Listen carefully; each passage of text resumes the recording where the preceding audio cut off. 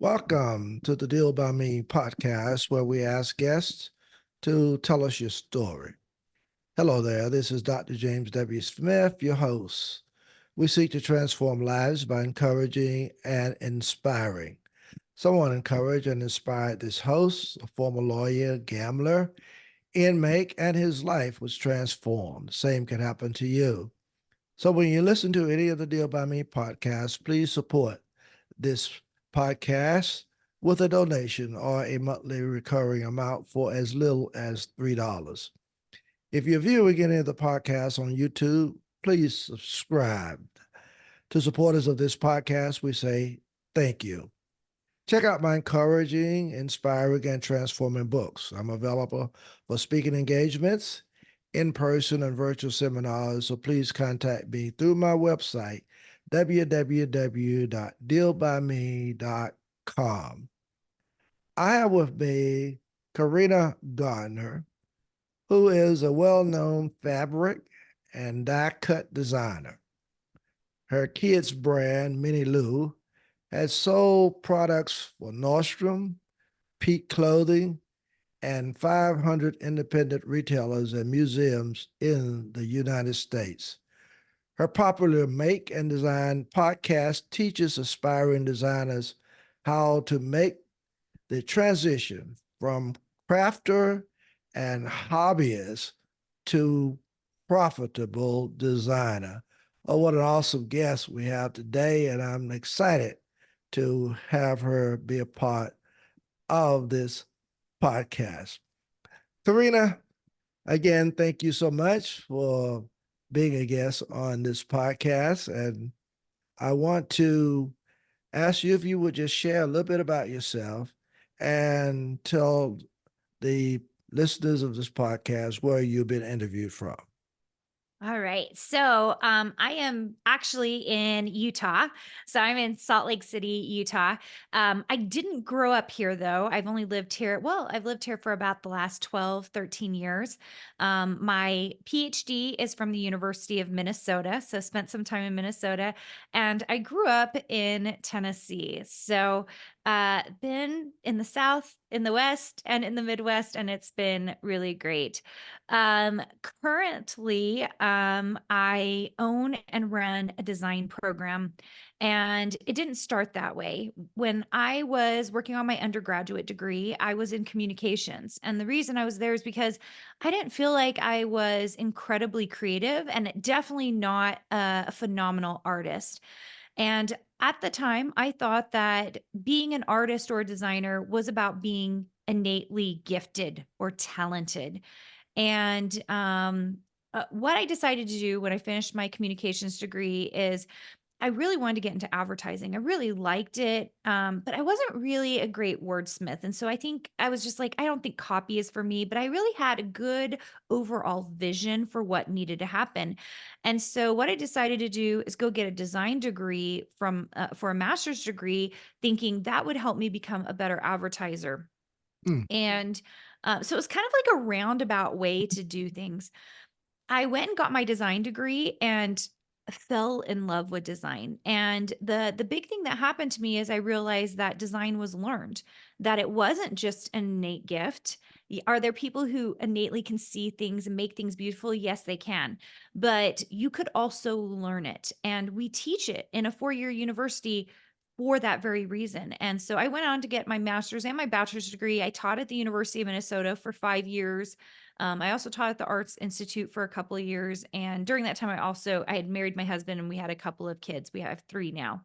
Um, and right after that, I decided to start my design business. Mm. And it did not go well, like at all. Like Okay. you start a business and you're like, oh my gosh, this does not make any money at all. I made like $300 the first year. And I started realizing I needed to do something different. I was sitting on my own website. And so I went and applied at another shop. And in that shop, the first month I was there, I made $300. And I was like, oh, okay, this took me 11 months to make $300. And this one shop made me $300 in the first month. That shop ended up doing about $4,000 a month pretty soon thereafter. About took me 3 months to get to $1,000. And then for forwarding, it kind of really jump started my own design business. And Mhm. so the thing that we teach now in my program is that design matters, but understanding how to run a design business and getting distribution for your designs matters more. And so that's kind of the very short end of the last 16 years of my life, getting through school, running a design business, and actually creating another program that now we have 18 people on that team, and we have 200 plus people learning how to design and create design businesses. Well, Karina, it is very obvious to me from listening to you and from reading your profile that you have done very well and your designing business is very interesting. I think what uh, pulled me to you to ask you to be a guest on this podcast was not only your designing and what you do, but the creativity part of it. And the reason I'm bringing that to you or highlighting it is that people who are listening to this podcast may be thinking about different things that they can do. You in designing, but how can they be creative? And so uh, I thought that that would be something that I could kind of get into to and get some good ideas from you. Yeah. So so let me ask you this question. How do you create a business from a passion or a hobby and actually have it to make money? Yeah. And the reason that's important to me is because folks are always trying to figure out what they can do. How can I make more money? What I'm even struggling with that sometimes with my podcast. What can I do to help this give me a little bit more income? Yeah. Yeah. So And can you talk it's a about that a little bit? It's a relevant question because here's the thing. I think sometimes people shy away from the money piece, but you should actually embrace it. And I'll tell you why. So, my most recent book is called Make Art That Sells. And the reason that you should be trying to create a business that makes money from something you're passionate about is you're killing two birds with one stone, right? Because what you're doing is you're doing the lifelong work that you really want to do. So, it's fulfilling and creative and meaningful.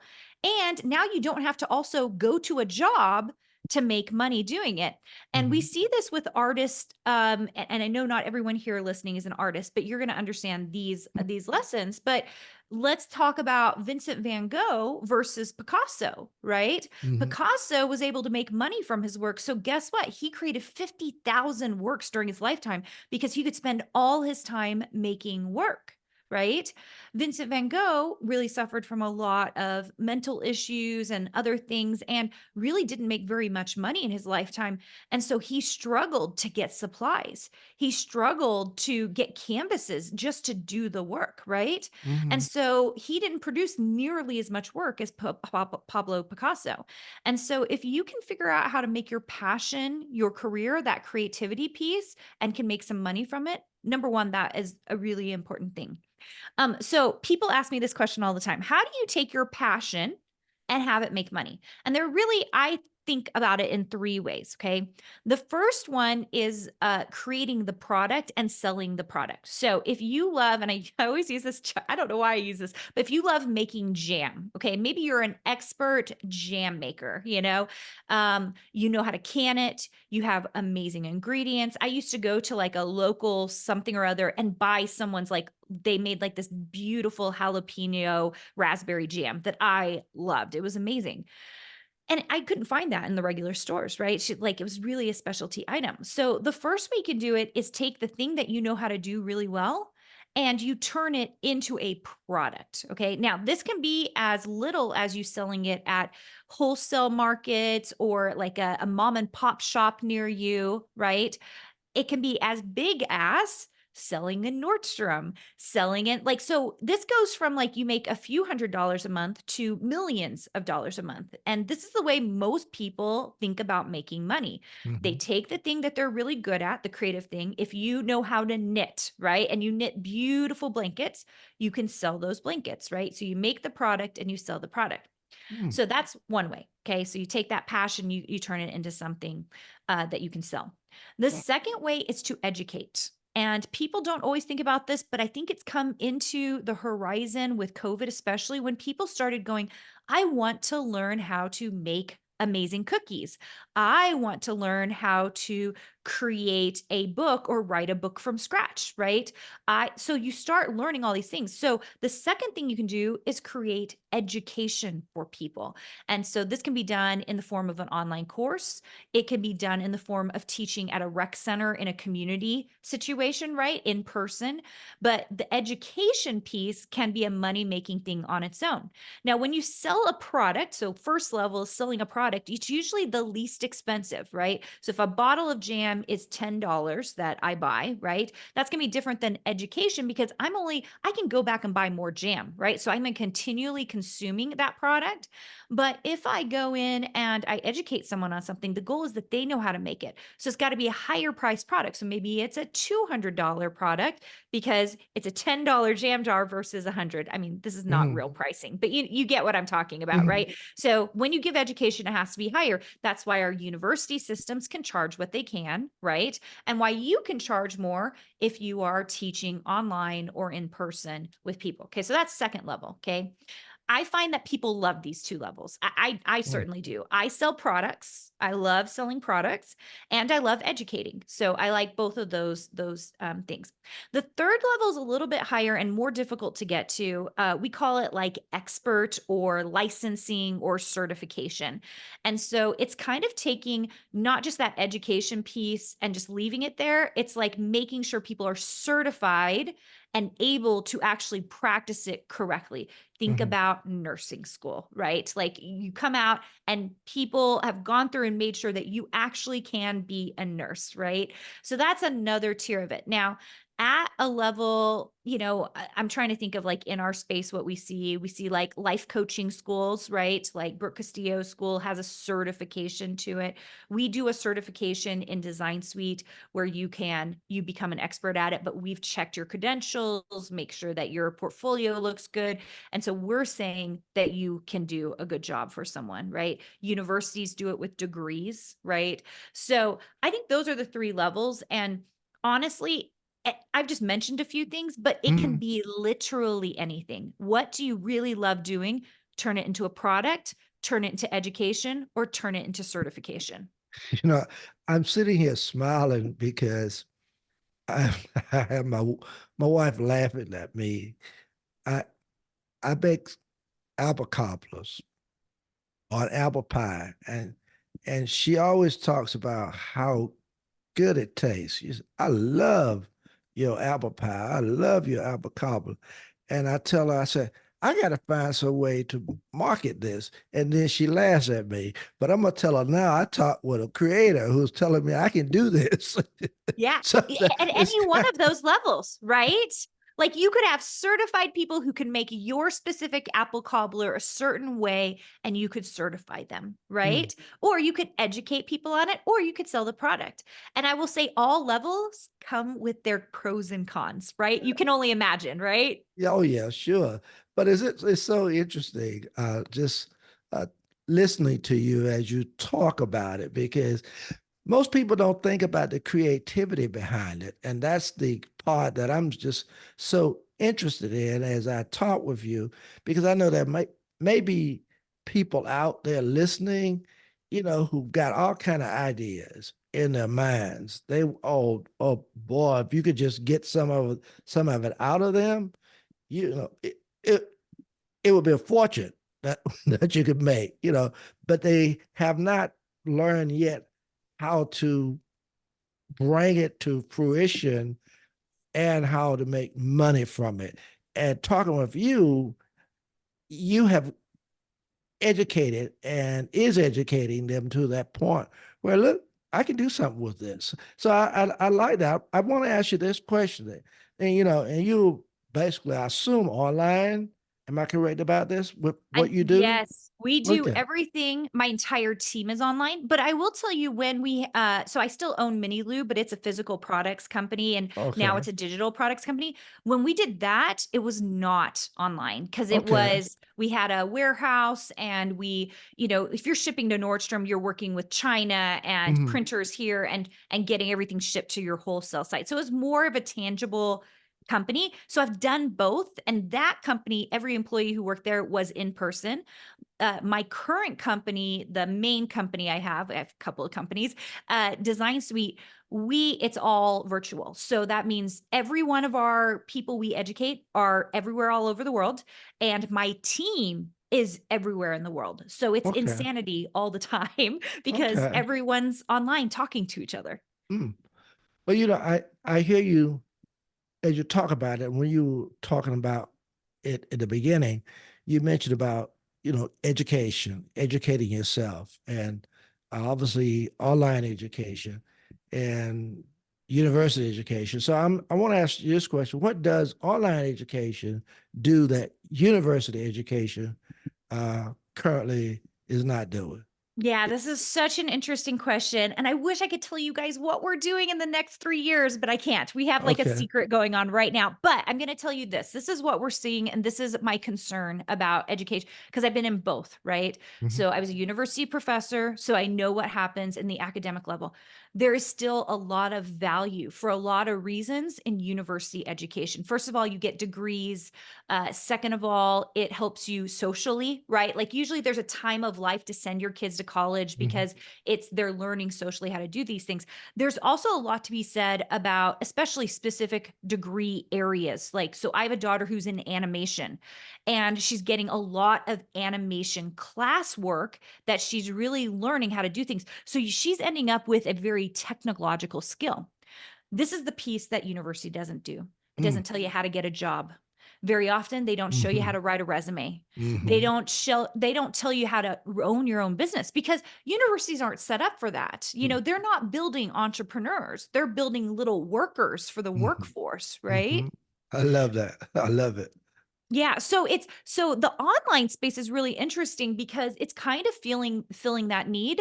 What we see is it's almost like vocational for white collar Hmm. because you can, if you're going to be an electrician or a plumber, you can go to school to be an electrician or a plumber, and they're going to teach you how to be an electrician and a plumber, right? But like we don't really have that for white collared education, which is very interesting. Like, so my program is not just a design program. There are lots of design programs. In fact, I could point you to I think some of the best design programs in the country and send you there and be like, go get a design education here. It's amazing. I teach design business because no one is teaching people how to own a design Yes. business. Mm. So it's very niched out, So very specific. when you talk about a design business, could you kind of elaborate on that a little bit more? What kind of business are you talking about? Well, I will tell you, I personally teach the kind of design businesses I like to own, which is online businesses. So Okay. that means I work with online platforms and I design for them under my own brand and I sell my products at a commission rate so that I can make money off of them. And people don't realize the power of this because it's unknown. People don't hear about it. They don't see it. It's not secret. It's just not something you're going to see online. And so when I started talking about it and I was like, listen, I make several $100,000 a year doing this. People are like, wait, Hmm. what? They all thought I was making it from, you can see behind me, my fabric collection. So Hmm. that's a licensing agreement. It is very minimal in the money making I make in my business, very small. Why? Because it's a physical good. And what happens to physical goods? It runs out. So most physical goods for a designer is only going to ever make 5,000, 10,000, maybe $15,000 because the yardage runs out and then there's no more to sell, right? That is Hmm. not the case with digital goods. So if I sell what we call like a die cutting file, a silhouette file, or Cricut file, if you've ever used a cutting file, Hmm. if I sell that file, I could sell this month 100,000 of those. I could sell next month another 100,000 of those. I could sell the next month after that 100,000 of those. It's only as because I'm not, it's a digital file. People can download it and then they can go use it as many times as they want. And the majority of my money has been made in digital goods that live even beyond my lifetime. Like my company will have to be inherited to my children because my products still make me money even when I pass away. Mm, I love it. I love it. You're just excited, Corinne. I must admit, you have me here spellbound, listening to you, because what you're sharing, people just need to know, and most people, there's a word in the Bible that says, "My people perish for a lack of knowledge," and that's the way I'm feeling right now, because you are really sharing it to us, and we just got to get it. I am kind of stalled as I think about you and listen to what you say, the money you're making. And I'm curious to just know, how did you build a multi-million dollar business? And I think in reading some of your profile, you talk about it less than 3 years. How did you get there? Because, you know, I like to know. I'll be honest with you. I like to know. How did you do it? Okay. What did you do that was so interesting and so powerful to make that happen?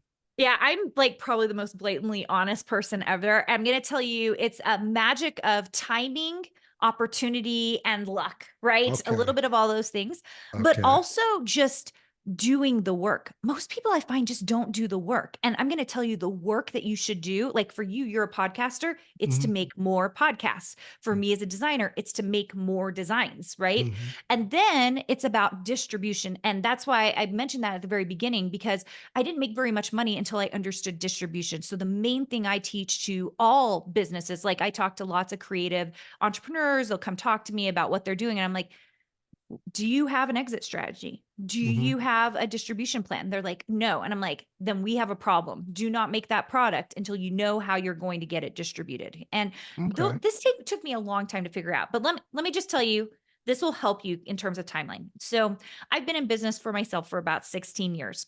The first 13 years, I owned my own design business. I was a practitioner.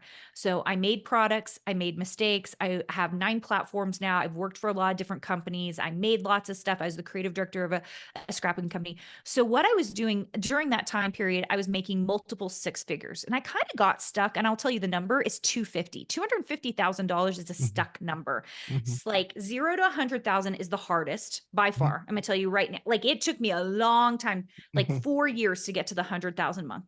Mm-hmm. Once you get past that, the next stuck point is 250. And that's where I was for 13 years. Okay. And so 3 years ago, I decided, and I say stuck point, like that's a great amount of money. Mm-hmm. Okay. Like don't like Okay. get me wrong. It was just, Okay. I was ready for the next level. And the next level for me was education because I was in education before. And so many people were coming to me, DMing me, adding like things to my saying, like, how are you doing this? Like, how are you making money doing this? Like, how do I get a contract? How do I? And so it made a lot of sense to get back into education again, and because I just knew that I could impact a lot of lives. Mm-hmm.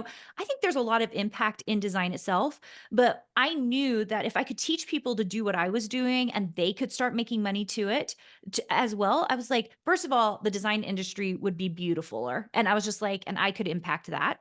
And second, I could help change people's personal finances. And that really was intriguing to me. Like, could I really do that? Mm-hmm. And I couldn't do that at a university level, not at least like in the traditional university sense. But I was like, I think I could do that on my own if I could just help people and tell them exactly, what I do.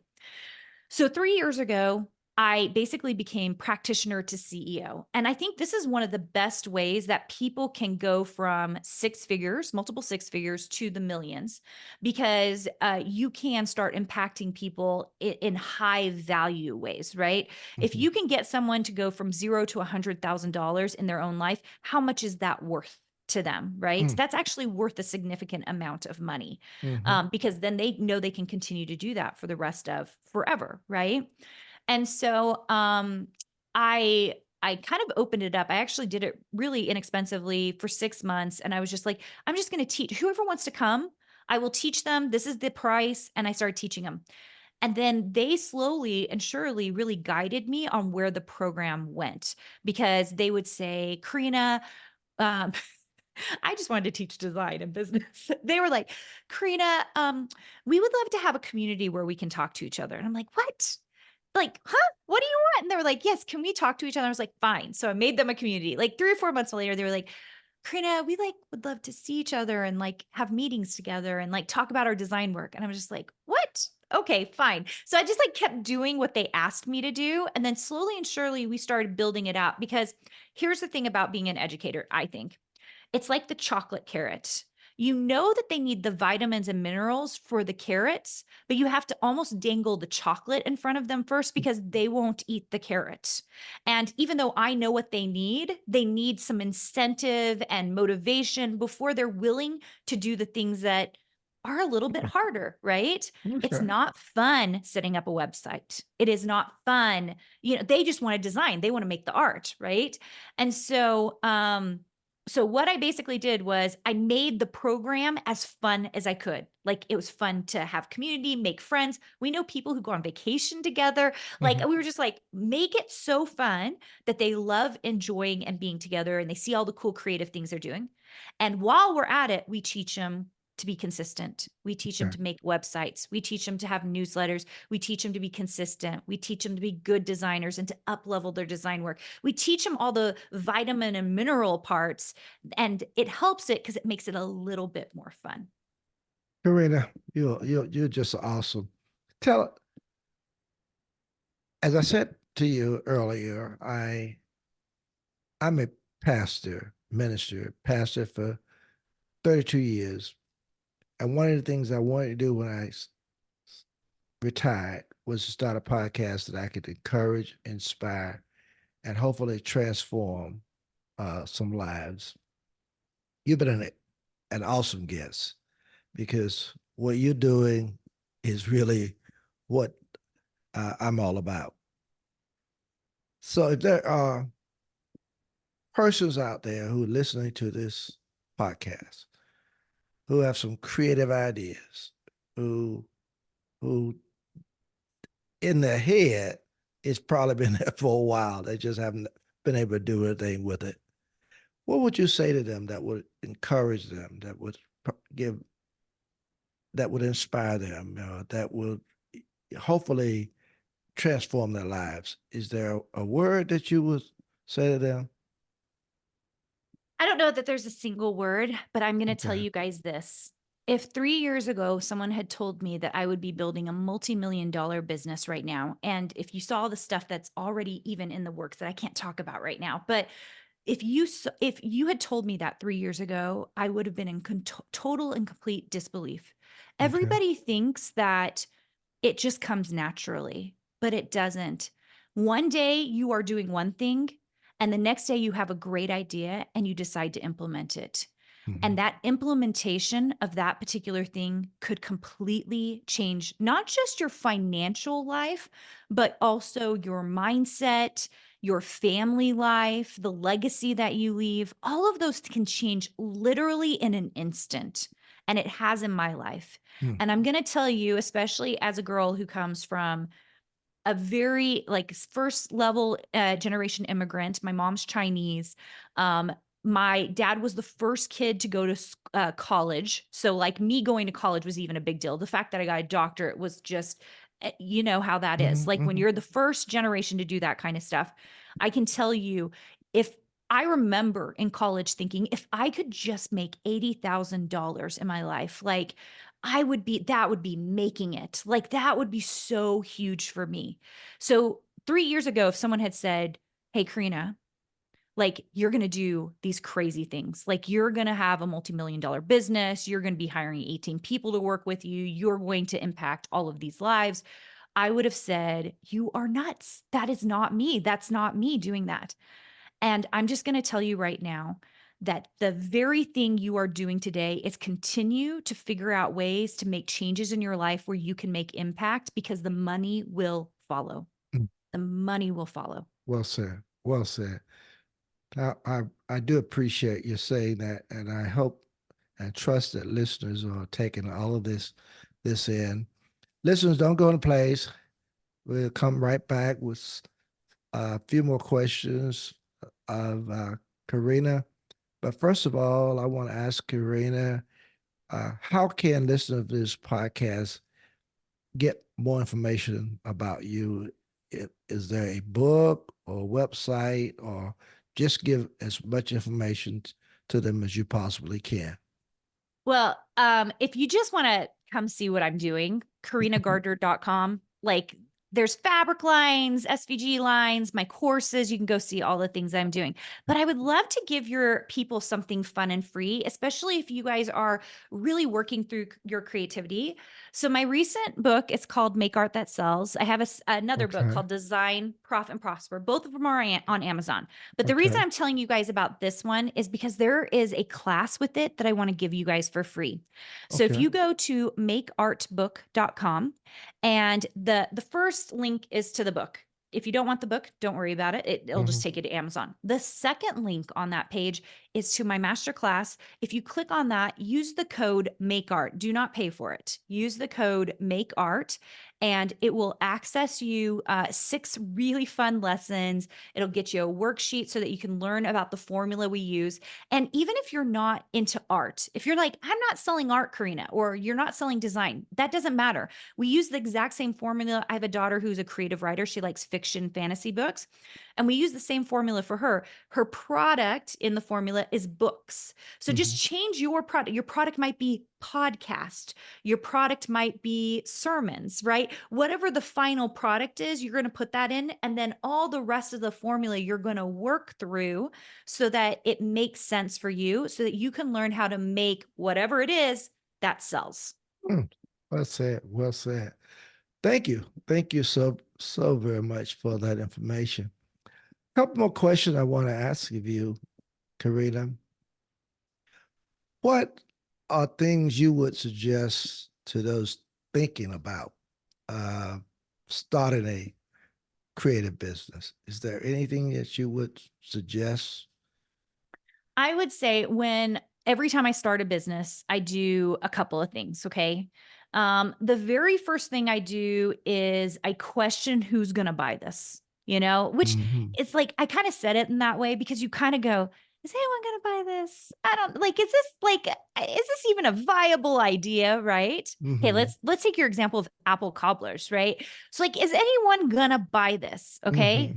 And so the answer is like, my wife loves it. Who else have I tested it on? So I you're got you. like, okay, I'm gonna go test it on my whole church. I'm gonna Hmm. see who likes it, who hates it, who would Hmm. actually put money down for it. And maybe it's all donations or whatever, but you kind of test the idea first. Hmm. Okay. I I got you. test lots of ideas that do like they make a little bit of money, but not enough for me to be like, I'm gonna go all in on that. I'm gonna make 100,000 of that product. Hmm. Okay.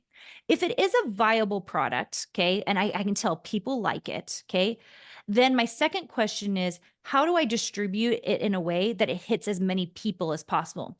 Now, that becomes the hard part for something like an apple cobbler, right? Hmm. Hmm. So for me, I would break that down a million ways. I'd be like, okay, so I could distribute it in its final form, frozen through mail, right?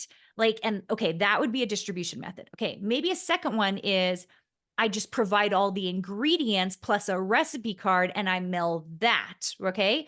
So that Hmm. might be a second way. Maybe a third way is what if I have an Etsy shop and instead I just have a little video on how to make it plus the entire recipe and ingredients and they can just download it. Okay. That's another way I could do it. So, like, you're just thinking about all the ways I can distribute it. And then I choose the one that, first of all, is usually the least risky, is usually Hmm. how I start because Hmm. I don't want to put a lot of money down to see if it's going to work. Right. Hmm. So I choose the least risky one. And then I do some kind of like some testing. Like maybe I try to see if I could mail the ingredients. Maybe I try to see if I could freeze it and if the quality is still good. Right. So you've got like kind of some research there. Hmm. So I think those two things is first, like really figure out if it's a viable product.